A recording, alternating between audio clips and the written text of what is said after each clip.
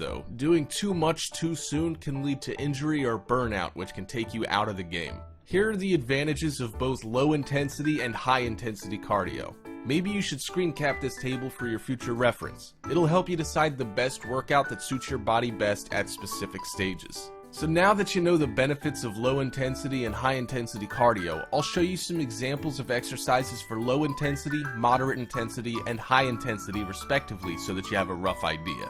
For low intensity, you can briskly walk, do some stretching routines, yoga, swimming, and some simple household chores such as vacuuming, mopping, yard work, or washing the car.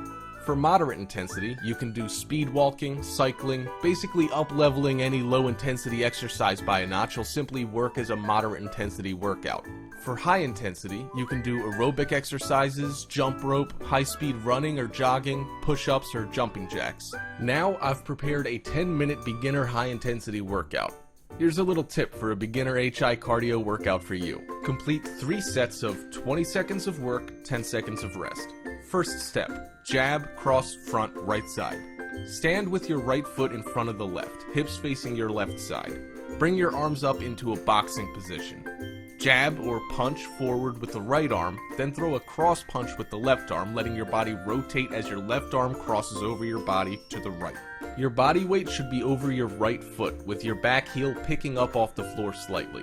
Bring both arms back into your body, shifting your weight back to the starting position and facing front. This is the front move. Repeat on the left side. Second step, jab, cross, front, left side. Third step, jumping jacks. Start by standing upright with your feet at hip width apart and your arms at your sides. Jump your feet out while raising your arms. Repeat as fast as possible.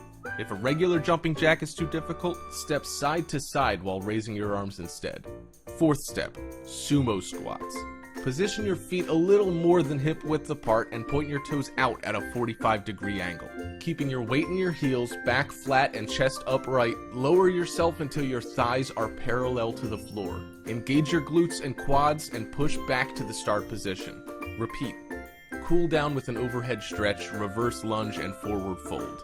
All you have to do is follow the killer cardio plan. Using this workout schedule as a framework, you can easily add in any cardio exercise that falls into the corresponding workout style.